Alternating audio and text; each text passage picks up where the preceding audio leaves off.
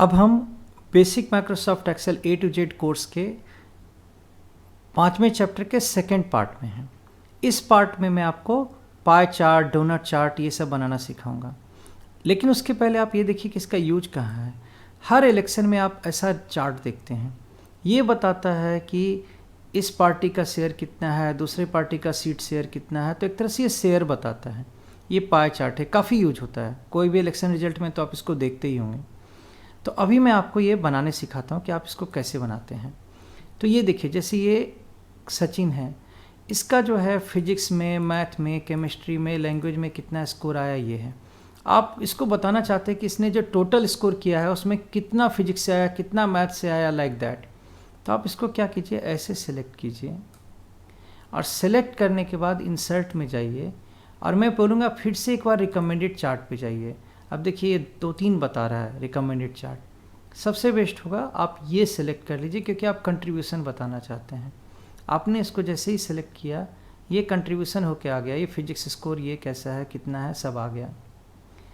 अब ऐसा है कि इसके बाद मतलब यहाँ पे जाके ये कितना परसेंट है दिख रहा है, मतलब कि 82 है, 40% है। लेकिन अच्छा होता कि यहाँ लिखा जाता ही है, क्योंकि ऐसे मूव करके ना दिखना पड़ता। तो क्या उपाय है इसका, इसको सिलेक्ट कीजिए। अभी देखिए प्री फिल्ड फॉर्मेट आता है, ये बड़ा काम का चीज़ है। मतलब इनफैक्ट कुछ करने से पहले सबसे पहले इसी को चेक कर लेना चाहिए। अब देखिए ये परसेंटेज दिखा रहा है, ये भी परसेंटेज दिखा रहा है, कोई एक्चुअल वैल्यू दिखा रहा है जो दोनों दिखा सके, ऐसा नहीं है। लेकिन यहाँ देखिए इसका एक फ़ायदा है कि यहीं पे बता दे रहा है कौन क्या है, और अलग कलर में बता रहा है। फिजिक्स को ब्लू में बता रहा है, मैथ को पिंक में उसमें बता रहा है। तो हम क्या करते हैं, अभी इसको सेलेक्ट कर लेते हैं। ये बहुत जम रहा है या ये जम रहा है, लेकिन यहाँ पे लीजेंड में देखना पड़ता है। यहाँ पे डायरेक्ट ही दिख जा रहा है, इसके बगल बगल लिखा हुआ है। अब यहाँ करने के बाद हमें इसमें परसेंटेज डालना है, तो हम इसको सेलेक्ट करके ऐड चार्ट एलिमेंट में जाके अब डेटा लेवल डाल देते हैं। तो हम ये अच्छे से कुछ भी आप करें तो नहीं आ रहा है, मतलब सेंटर में आके भी नज़र तो नहीं आ रहा है। तो मुझे लगता है इसका ज़्यादा अच्छा उपाय है कि मैं इसको, जैसे ये है, इसमें कम से कम दिख भी रहा है और नज़र भी आ रहा है। बहुत सारी चीज़ कर सकते हैं, फॉर्मेट तो हम चेंज कर ही सकते हैं, वैल्यू भी डाल सकते हैं चाहे तो।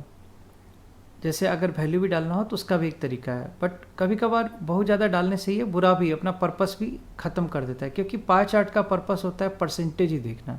तो परसेंटेज ये दिखा रहा है, इसके ऊपर लिखा हुआ लेवल भी क्या है, तो चल रहा है काम।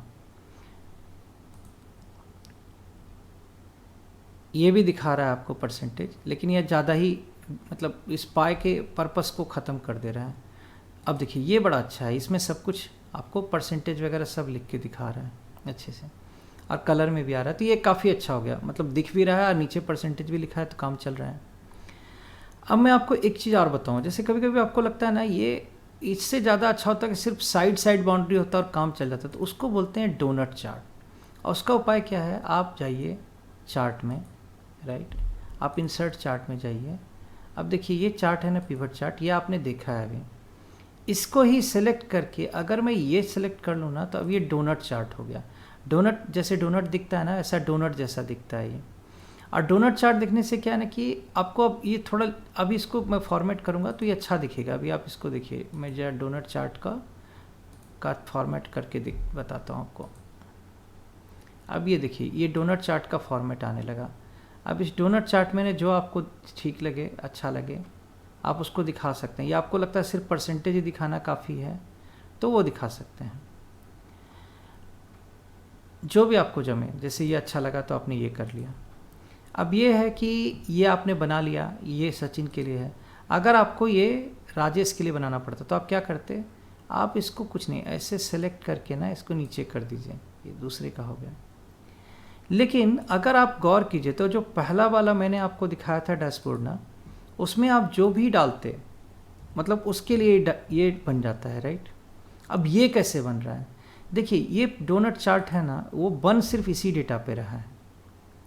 ये डेटा ही चेंज हो रहा है। और ये डेटा कैसे चेंज हो रहा है, जैसे आपने रोल नंबर डाला तो ये वी लुकअप जो मैं आपको बताया हूँ उसके थ्रू यहाँ से जाके डेटा पिक कर लेता है। जैसे आप 1 डालेंगे तो सचिन का डेटा पिक हो गया, आपने 2 डाला तो राजेश का डेटा पिक हो गया और उसके हिसाब से ये अपना फट से डोनट चार्ट अपडेट हो रहा है, क्योंकि डोनट चार्ट एक्चुअली इसी पे बन रहा है, लेकिन ये डेटा ही चेंज हो जा रहा है, इसलिए ये डायनामिक है।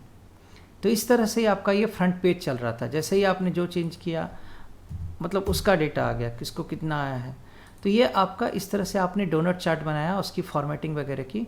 अगर टाइटल है, मान लीजिए टाइटल में मुझे कुछ लिखना है, तो जाके मैं ऐसे सेलेक्ट करके यहाँ पे जो भी मन में आप आए टाइप कर दीजिए, वो हो जाए। आपको लगता है टाइटल की ज़रूरत नहीं है, ऐसे ही क्लियर है, तो इसको सेलेक्ट करके डिलीट भी कर सकते हैं। अब जैसे लीजेंड की भी यहाँ ज़रूरत नहीं, क्योंकि यहाँ पे डायरेक्ट ही लिख रहा है, तो इसको सेलेक्ट करके डिलीट कर सकते हैं। तो इससे क्या होता है, डोनट चार्ट और बड़ा हो गया। अब खाली है कि परसेंटेज तो चला गया। तो फिर जाके अगर मुझे परसेंटेज लगता है कि परसेंटेज वाला चाहिए, या मुझे मतलब अब इसमें सिर्फ परसेंटेज चाहिए, तो यहाँ पे जाके मुझे लगता है उसका परसेंटेज का ऑप्शन देखिए आएगा।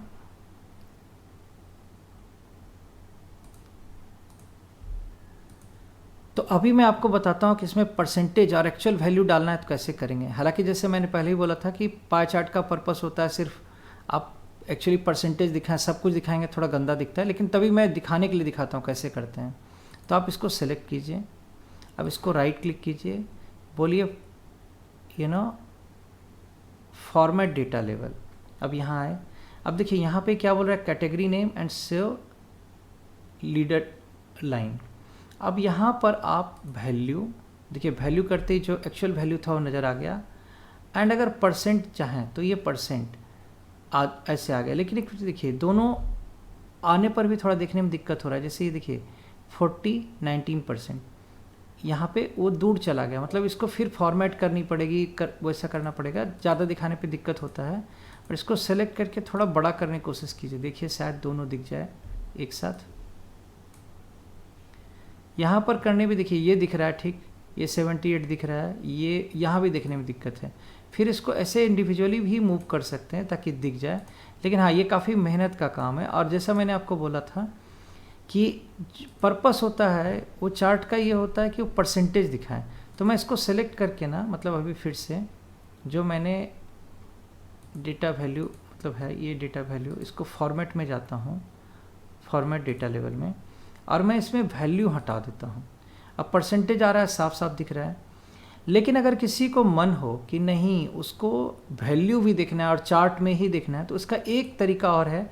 हालांकि कुछ लोग होंगे उसके बावजूद उनको अच्छा नहीं लगेगा, लेकिन एक तरीका क्या है कि इसमें जाइए ऐड, और एक होता है डेटा एलिमेंट में, उसमें होता है डेटा, एक डेटा लेवल तो काम नहीं चल रहा है यहाँ पे। एक सॉरी फ्रेंड्स, मैं इसमें डेटा लेवल दिखाना चाहता था, लेकिन डेटा लेवल एलिमेंट ये डोनट चार्ट के लिए अवेलेबल ही नहीं है। लेकिन डेटा लेवल जैसे मान लीजिए ये वैल्यू है, और आप कोई चाहता है कि नहीं वो डेटा देखना, कि डेटा भी देखना है, उसको नीचे टेबल जैसा में भी देखना है। कोई लोग होते हैं ऐसे कि चार्ट भी देखना है, टेबल भी देखना है। तो ऐसे करके अगर आप जाएंगे डिज़ाइन में ना, और ऐड डेटा एलिमेंट में, यहाँ पे देखिए एक डेटा टेबल होता है। अगर डेटा टेबल को आपने यहाँ नीचे डाल दिया ना, तो ये देखिए ये तो लिख ही रहा है, यहाँ पे एक टेबल जैसा भी डाल दिया, तो इस तरह से एक ही चार्ट से आपका काम चल गया। तो अगर आप देखेंगे तो इस वीडियो में आप ये सीख गए कि पाई चार्ट कैसे बनाते हैं, डोनट कैसे बनाते हैं, उसके ऊपर वैल्यू भी कैसे डालते हैं, परसेंटेज भी कैसे डालते हैं।